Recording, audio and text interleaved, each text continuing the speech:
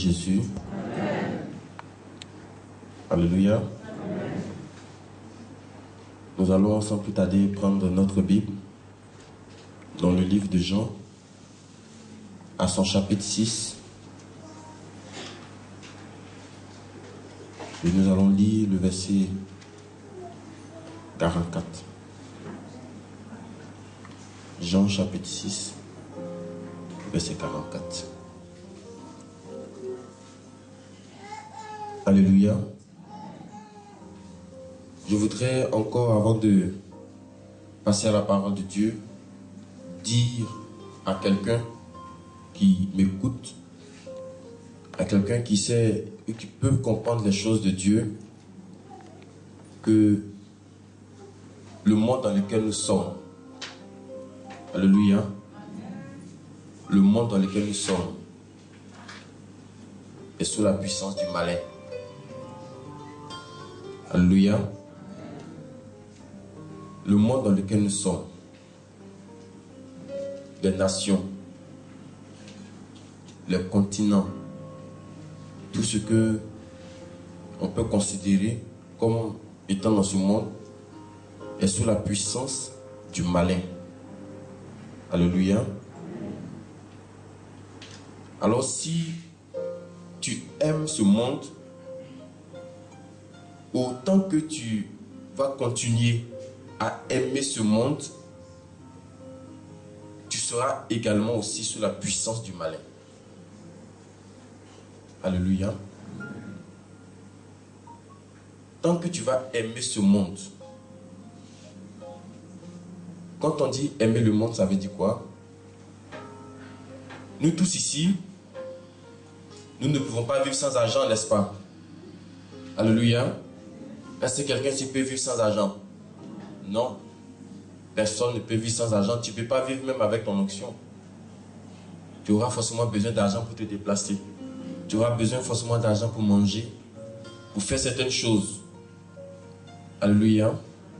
Mais cela ne veut pas dire que tu aimes l'argent. Au moment où on va dire tu aimes l'argent, c'est au moment où tu vas commencer à considérer l'argent que l'homme. Alléluia. Est-ce que vous commencez à comprendre le sens de aimer le monde maintenant? Nous tous, on utilise l'argent. Mais là où l'amour de l'argent rentre dans ton cœur, c'est là où tu commences à considérer l'argent que l'homme. Où l'argent est devenu ton Dieu, ton maître. Pour toi, si tu n'as plus d'argent, tu ne peux pas servir Dieu. Pour toi, si tu n'as plus d'argent, tout est fini. Alléluia. En ce moment-là, tu es sous l'influence du malin. Alléluia. Je prends encore un autre fait qui est dans le monde. Si tu es quelqu'un qui aime le matériel, ça c'est le matériel. Alléluia. C'est un téléphone. Nous en avons tous besoin pour communiquer. Alléluia. Nous en avons tous besoin pour échanger, pour s'entendre, pour se comprendre, pour faciliter aussi certaines choses. Gloire à Dieu. Mais si tu dois prendre ce téléphone, alléluia, et puis montrer que tu es arrivé, montrer que toi aussi tu es là, alors le matériel a pris ton cœur. Donc tu es sous la puissance du malin. Pourquoi? Parce que tous ceux qui ont le cœur attaché à ce monde-là, ils sont sous la puissance du malin. Les belles maisons que vous voyez. Dieu peut te donner une belle maison. Gloire à Dieu. Mais Dieu ne te dit pas de tuer des gens pour avoir une belle maison. Parce que si tu passes par l'autre moyen pour avoir, la puissance du malin dont il est question t'influence encore toujours. C'est pourquoi l'apôtre Paul a dit dans l'une de ses prêches que si votre espérance, c'est-à-dire ce que vous espérez là, si ça se limite seulement à ce qui est sur la terre, vous êtes les plus malheureux. Ton espérance là, ne se limite pas à ce qui est sur la terre. Si tu es enfant de Dieu, tu dois attendre une autre promesse. Cette promesse que tu dois attendre là, c'est le retour de Jésus. Plus que la promesse d'un enfant, plus que la promesse d'un voyage, plus que la promesse de n'importe quoi sur la terre ici. C'est pourquoi Jésus pouvait dire, avançons en eau, parce que plus on avance en eau profonde, on s'éloigne un peu de la terre. Très souvent, il faut s'éloigner un peu de la terre pour voir les choses de Dieu. Gloire à Dieu. Aujourd'hui, c'est mon dernier jour pour la semaine, parce que depuis lundi, Dieu ne fait que nous parler. Alléluia. Ce matin, je vous propose encore un thème. Je l'ai intitulé « Arrêtez de souffrir ». Parce que beaucoup souffrent encore. Parce qu'on ne comprend pas encore les choses de Dieu. Beaucoup continuent de souffrir parce que la connaissance encore manque. Dieu pouvait dire que mon peuple périt parce qu'il lui manque la connaissance. Arrêtez de souffrir. Et c'est dans Jean chapitre 6, le verset 44. Voici ce qui est dit dans la parole de Dieu. Jean chapitre 6, le verset 44. Nul, quand on dit nul, ça veut dire personne, ne peut venir à moi si le Père qui m'a envoyé ne l'attire. Et je le ressusciterai au dernier jour. Gloire à Dieu. Nul ne peut venir à Jésus si le Père, le Saint-Esprit, ne l'a pas attiré. Gloire à Dieu. Ça veut dire que je peux te donner une belle prédication. Je peux faire même beaucoup de miracles devant tes yeux. Mais si le Père qui est dans le ciel n'a pas touché ton cœur là, tu ne peux pas venir à Jésus. Gloire à Dieu. Lorsque il y a eu la famine en Israël, Élie devait partir manger chez une veuve. Avant d'aller manger chez la veuve, qu'est-ce que Dieu lui a dit? Il lui a dit, va dans la maison de cette veuve, car j'ai donné des ordres pour qu'on te donne à manger. Alléluia. Élie ne s'est pas levé comme ça pour descendre dans la maison de la veuve.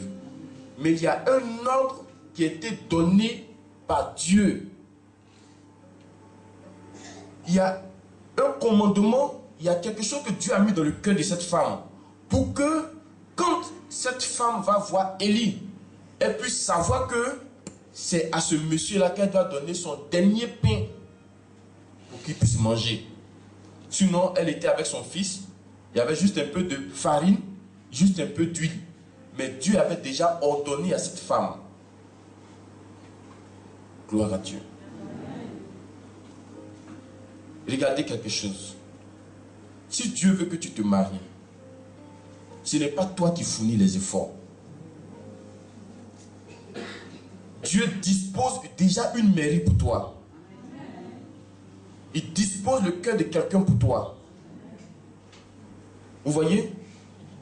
Même avant que Jésus ne vienne sur la terre, il y a eu Jean-Baptiste qui a préparé le chemin du Seigneur. Pour que quand il va venir, tout soit simple et facile. À part la croix de Golgotha.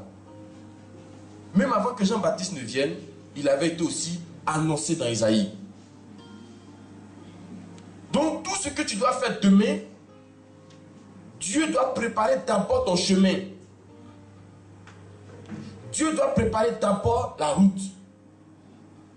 Si toi-même tu mets tes efforts devant, celui qui bâtit une maison sans l'Éternel la bâtit en vain. Tu as besoin de Dieu pour te donner cette réussite. Tu as besoin de Dieu pour faciliter la route. S'il y a des personnes à qui nous prêchons l'évangile et ces personnes ne viennent pas à Jésus, mais ces personnes ne comprennent pas, c'est parce que cela ne vous a pas encore été donné. Mais quand cela te sera donné, tu vas fléchir genoux devant la parole de Dieu. Donc quand je comprends ce mystère-là, je ne me lamente plus pour quelqu'un qui n'écoute pas la parole de Dieu. Je me dis que cela ne t'a pas encore été donné. Ce n'est pas encore pour toi. Vous voyez, logiquement, quand tu entres dans la présence de Dieu, la présence de Dieu te fait savoir que tu es dans une mauvaise posture et que tu dois changer de position. Alléluia. Et que tu dois changer de position. C'est un chemin que Dieu prépare. Ce n'est pas toi-même. C'est pourquoi la Bible pouvait dire, si vous ne voulez pas accomplir les désirs de la chair, là, pas de vous attacher. Ce n'est pas de vous mettre des scotch sur la bouche. Marchez selon par l'esprit. Alléluia. C'est-à-dire que il faut dire à Dieu, prends-moi. Je ne veux plus m'appartenir. Fais maintenant ce que tu veux. Même quand tu dois passer un examen, si tu appartiens à Dieu, Dieu a déjà mis ta réussite devant. Amen. Donc, c'est-à-dire ce que toi tu viens faire, c'est une formalité que tu viens remplir. Personne ne vient à Jésus si le Père ne l'a pas attiré. Gloire à Dieu. Il faut donner tout à Dieu pour qu'il gère pour toi. C'est Dieu qui nous a créés. Il est plus intelligent que nous. Il est plus sage que nous. C'est pas toi, tu vas t'asseoir sur Internet et puis tu vas regarder, tu vas faire liste des blancs là pour dire c'est celui-là que je veux. Non, c'est pas celui-là. Bon, lui là, son nez ne me plaît pas trop. Bon, frère, si Dieu n'a pas disposé le cœur d'un blanc, tu ne peux pas avoir un blanc. Pour avoir un blanc, il faut qu'il y ait eu au préalable un travail qui a été fait. Quand même certaines personnes vont chez le marabout, et puis le marabout te dit, je vais te donner un enfant. Lui, il regarde dans sa petite télé pour voir la liste de toutes les femmes qui ont enfants, mais qui n'est pas encore venue. Il ne crée pas de nouveaux enfants, mais il prend enfant d'une autre pour te donner. Alléluia. Pour que Dieu puisse te donner quelque chose là, il faut qu'il ait déjà disposé cette chose là pour toi. Donc arrêtez de souffrir. Arrêtez de pleurer. Arrêtez de vous lamenter. Tout ce que vous devez faire, arrangez-vous pour que votre vie soit dans la main de Dieu. Sinon, si ta vie n'est pas dans la main de Dieu, toi seul tu vas courir sur la terre. Toi seul tu vas te fatiguer. Et tout ce que tu vas construire un jour, tout va tomber. Parce que ce n'est pas Dieu qui a disposé la chose pour toi. Il faut que quelque chose soit clair pour tout le monde ce matin. Dans le monde dans lequel nous sommes là, il y a Dieu d'un côté et il y a aussi Satan d'un autre côté. Ce n'est pas Dieu seul qui dirige ce monde. Et Dieu même ne dirige même pas ce monde. Parce que si ce monde est sous la puissance du malin, ce n'est pas Dieu qui le dirige, c'est Satan qui le dirige. Alléluia. J'ai dit, si Dieu ne dirige pas ce monde-là, si ce monde est sous la puissance du malin là, c'est parce que ce n'est pas Dieu qui le dirige. Dieu dirige ceux qui sont fatigués, chargés, qui viennent à lui. Amen. Il t'a déjà donné l'information que ce monde est pourri, ce monde est gâté. Mais lui, il peut t'emmener dans un autre lieu. Donc toi, tu regardes la situation du monde. Et puis maintenant, tu dis, bon, effectivement, ce monde est gâté. Moi, je vais appartenir à Dieu. Donc c'est ceux qui appartiennent à Dieu que Dieu dirige. Sinon, Dieu ne dirige pas ce monde-là. Tout dans ce monde n'est pas forcément la volonté de Dieu, s'il vous plaît. Il y a aussi la volonté du diable. Quand Dieu dit, ma volonté, ce n'est pas que le méchant périsse. Quand le méchant périt, alors c'est la volonté de qui? Non, dites-moi, s'il vous plaît. C'est la volonté du malin. Il dit, moi, ma volonté, moi, ce que je veux là, ce n'est pas que le méchant meure, mais c'est qu'il change de voie et qu'il vienne à moi. Gloire à Dieu. Mais si nous pensons que Dieu fait toutes choses, alléluia, nous pensons que Dieu, il nous contrôle comme des robots. Mais c'est mieux de s'asseoir à la maison et puis attendre que Dieu nous contrôle comme des robots. Et puis, le jour qu'il veut, il va nous enlever, puis on va au paradis. Là, en ce moment, on ne prie plus, on ne vient plus à l'église, on ne fait plus rien. Alléluia. Il y a Dieu un côté et il y a Satan un autre côté. Et c'est à toi maintenant de choisir. Si tu veux prendre le côté de Dieu, tu auras les avantages de Dieu. Tu prends le côté du diable, tu auras aussi les avantages du diable. Mais les avantages du diable, Dieu t'a déjà dit qu'à la fin, c'est la mort. Gloire à Dieu. Regarde, même quand Dieu t'envoie quelque part, les différentes voitures dans lesquelles tu vas monter, c'est lui qui les dispose pour toi. Amen. Laissez-vous conduire par Dieu et votre vie sera facile. Amen. Votre vie sera simple. Il y a des maladies que vous n'allez plus connaître. Avant, tu peux te soigner peut-être avec 50 000, mais désormais, quand tu seras conduit par Dieu, même avec 600 francs, tu pourras te soigner. Amen. Il y a des médicaments qui coûtent 10 000, mais avec un bon, ça peut te revenir à 2 000 francs. Alléluia. Amen. Mais avec Dieu, ça peut te revenir à 150 francs même.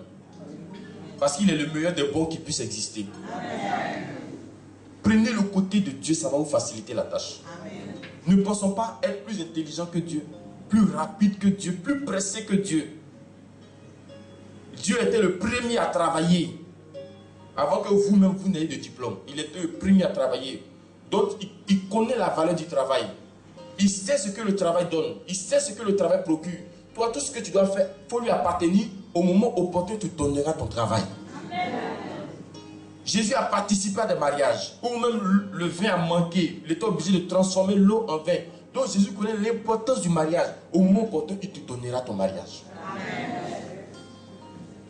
Donc, quand tu connais ces choses-là, tu ne te presses plus.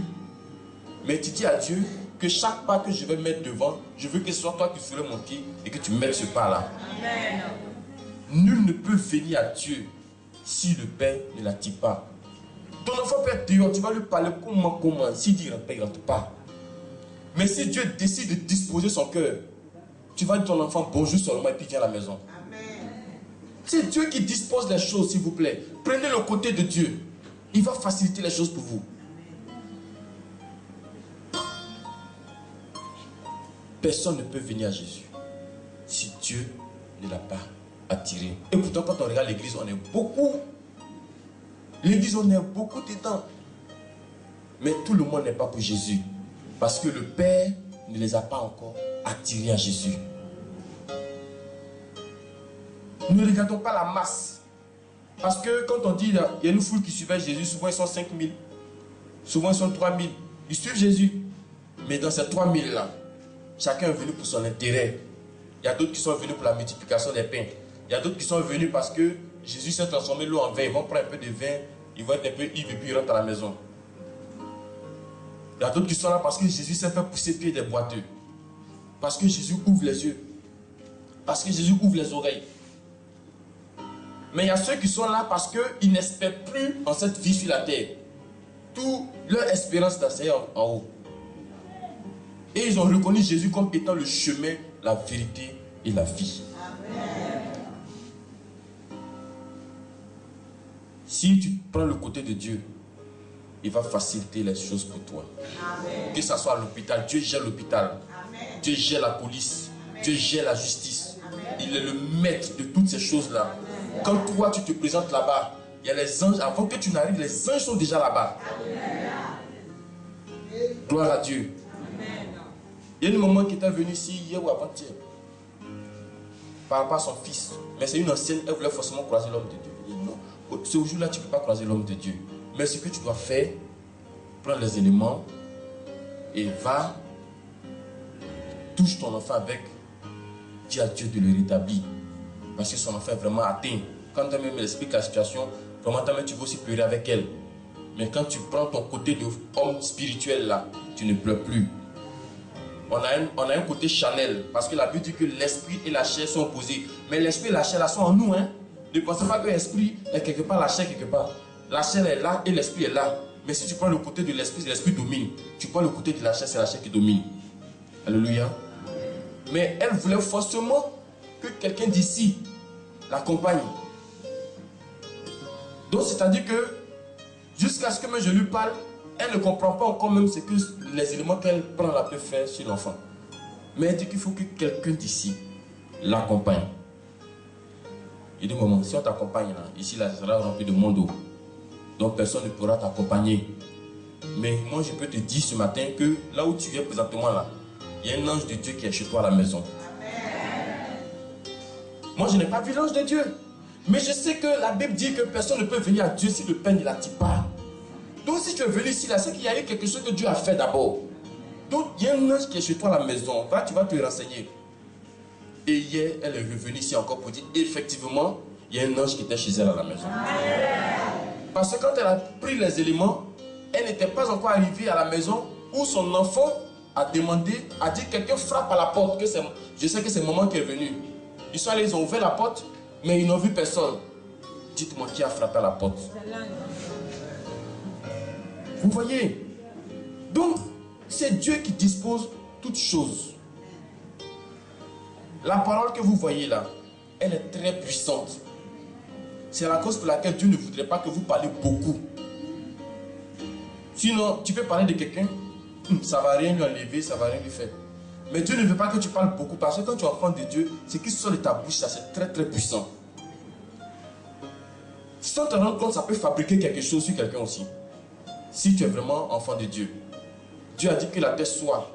Il a assis, dit que la terre soit. La parole est sortie dans sa bouche, quand ça allait faire la terre soit. Alléluia. La parole là, très efficace. J'ai dit, et j'ai dit au Seigneur d'accomplir cela. Et Dieu l'a réalisé. Donc quand vous devez faire des choses, rappelez-vous que si Dieu ne met pas de réussite dans ce que vous voulez faire, alors attendez encore. Attends que Dieu te dévance. Attends que Dieu te dise, oui, je suis avec toi. Attends que Dieu te dise, vas-y. Attends que Dieu te dise, bouge. Attends que Dieu te dise, je suis dans la chose que tu veux faire. Attends que Dieu te dise, j'ai déjà accompli. En ce moment, quand tu vas faire, tu ne vas plus regretter. Gloire à Dieu. Même quand tu dois aller à un entretien, prie pour que les anges te dévancent. Gloire à Dieu. Prie pour que les anges te dévancent. Parce que quand le président doit arriver dans une localité, il y a déjà des personnes qui le précèdent. Ces personnes-là vont préparer le terrain. Vous voyez, on va vérifier. Ces personnes se mettent dans des endroits. Mais si les hommes peuvent faire ça pour leurs camarades hommes, qu'est-ce que Dieu ne peut pas faire pour toi qui es son fils, qui est son enfant? Quand toi aussi tu te déplaces, il faut que des anges préparent le terrain devant toi là-bas. Tu peux être dans un car, le car est programmé pour un accident, mais à cause de toi, Dieu déchoue ce plan-là. C'est ça, nul ne peut venir au Père si Dieu ne l'attire pas. C'est à cause de toi. Ta famille aura une faveur de Dieu. Amen.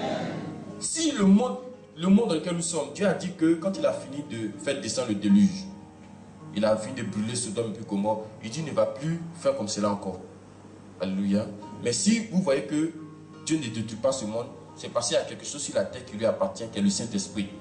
Et ce Saint-Esprit est en chacun de vous. C'est quand Dieu va prendre ce Saint-Esprit que ce monde-là sera détruit pour un nouveau ciel, une nouvelle terre.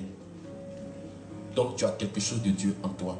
Faut dire à cette chose de Dieu là de faire maintenant le travail à ta place. Amen. La Bible dit que la chair ne sait de rien, mais l'esprit, il est tout pour nous. Amen. Gloire à Dieu. Apprenez désormais à mettre Dieu devant chaque chose que vous faites. Même si vous ne le voyez pas. Il y a un professeur qui a dit que Dieu, on ne le voit pas. On ne peut pas le toucher aussi. On ne peut pas l'entendre aussi. Donc, conclusion, Dieu n'existe pas. Il y a un élève qui lui a posé la question. Monsieur, excusez-moi, hein, mais est-ce que vous voyez votre cerveau? Il dit non.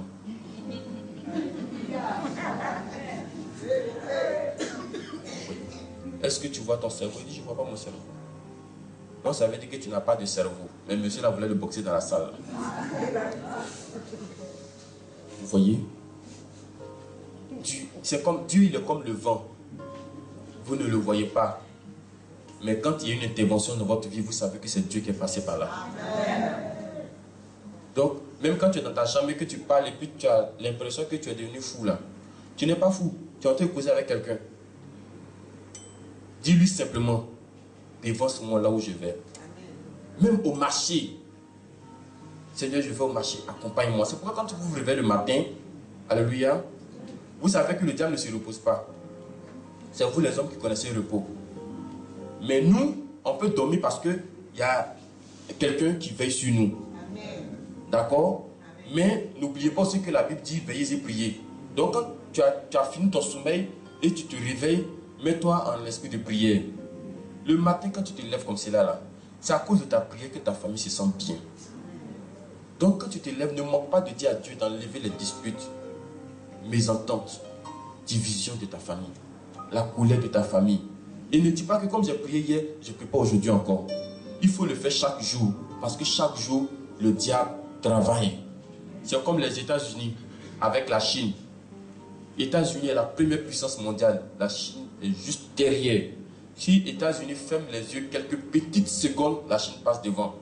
Donc c'est la lutte. Alléluia. Vous aussi, même quand vous dormez, en esprit travaillez aussi. Amen. Alléluia. Quand tu te lèves le matin, il faut dire à Dieu, voici ma journée d'aujourd'hui. Je te la présente, je te la donne. Voici mon examen, voici mon mari, voici ma femme, voici mes enfants, voici. Et tout ce que tu as donné à Dieu, Dieu prend et il commence à gérer cela pour toi maintenant. Amen. Mais quand tu te lèves le matin et tu commences à chercher riz couché, ta journée va ressembler à riz couché. La journée sera très lourde comme le riz couché. Le riz couché, quand c'est chaud, c'est bon, mais quand ça refroidit, ça devient très lourd. Alléluia. Ta journée sera couchée. Gloire à Dieu.